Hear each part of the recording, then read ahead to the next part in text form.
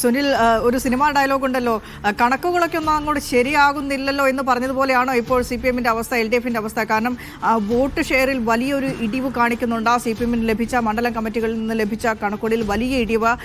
സംസ്ഥാനത്താണെന്നുണ്ടെങ്കിൽ തെരഞ്ഞെടുപ്പ് പോളിംഗ് ശതമാനം ചരിത്ര റെക്കോർഡിലേക്ക് കടക്കുന്ന രീതിയിലുള്ള പോളിംഗ് ശതമാനമാണ് സംസ്ഥാനത്ത് രേഖപ്പെടുത്തിയത്. ആ പോളിംഗ് ശതമാനത്തിൻ്റെ കണക്ക് വെച്ച് സ്വാഭാവികമായും ഭരണ തുടർച്ച പ്രതീക്ഷിക്കുന്ന CPM-ന് വലിയ രീതിയിലുള്ള വോട്ട് വിഹിതം കൂടിയിട്ടുണ്ടാകണമെന്ന് വേണം കണക്കുകൾ വരാൻ. പക്ഷേ ഈ നമുക്ക് ലഭിക്കുന്ന കണക്കുകൾ പ്രകാരം, അല്ലെങ്കിൽ ഇപ്പോൾ പുറത്തേക്ക് വരുന്ന കണക്കുകൾ പ്രകാരം വലിയൊരു വോട്ട് വിഹിതത്തിൽ ഇടിവ് എന്നുള്ളതാണ് കാണിക്കുന്നത്. സുനിൽ,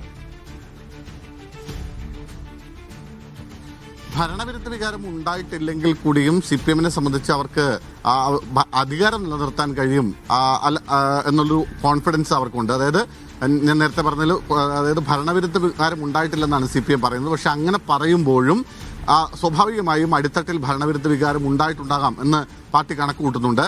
എന്നാൽ അധികാരം നിലനിർത്തി പോകാൻ കഴിയുന്ന തരത്തിലുള്ള ഒരു മാർജിനിലേക്ക് എത്താൻ കഴിയുമെന്ന കണക്കാണ് ഇവർ മുന്നോട്ടേക്ക് വെക്കുന്നത്. അതായത് അതാത് ജില്ലാ കമ്മിറ്റികളിൽ നിന്ന് ലഭിക്കുന്ന കണക്കുകളുടെ അടിസ്ഥാനത്തിലാണ് CPM അത്തരത്തിലൊരു ആത്മവിശ്വാസം മുന്നോട്ടേക്ക് വയ്ക്കുന്നത്. ഇവിടെ തിരുവനന്തപുരം അടക്കം നമ്മൾ പരിശോധിച്ചാൽ UDF പ്രതീക്ഷ പുലർത്തുന്ന പല മണ്ഡലങ്ങളും, ആ മണ്ഡലങ്ങളിലടക്കം CPM വിജയിക്കും എന്ന, അല്ലെങ്കിൽ LDF വിജയിക്കും എന്നൊരു കണക്കാണ് CPM നൽകിയിരിക്കുന്നത്. ഇതിൽ നമ്മൾ ചേർത്ത് വായിക്കേണ്ട ഒരു കാര്യമെന്ന് പറയുന്നത്, കഴിഞ്ഞ ലോക്സഭാ തെരഞ്ഞെടുപ്പിനും കഴിഞ്ഞ തദ്ദേശ തെരഞ്ഞെടുപ്പിനും CPM-ന്റെ ഈ ബൂത്ത് തല കണക്കുകൾ അമ്പെ പരാജയപ്പെട്ടു പോയിരുന്നു എന്നതാണ്. കഴിഞ്ഞ ലോക്സഭാ തെരഞ്ഞെടുപ്പിൽ 10-ലധികം സീറ്റുകൾ, 10 മുതൽ 13 വരെ സീറ്റുകൾ LDF നേടുമെന്നായിരുന്നു CPM-ന്റെ ബൂത്ത് തല അവലോകന കണക്കുകൾ പ്രകാരം പാർട്ടി കണക്ക് കൂട്ടിയിരുന്നത്.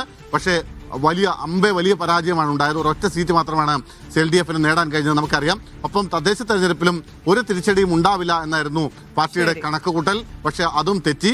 ഇനി ഈ നിയമസഭാ തെരഞ്ഞെടുപ്പിൽ ആ പാർട്ടിയുടെ കണക്കുകൂട്ടൽ എത്രത്തോളം യാഥാർത്ഥ്യമാകും, അതിൽ എത്രത്തോളം വസ്തുതയുണ്ടാകും എന്നതൊക്കെ കാത്തിരുന്നു തന്നെ കാണാം.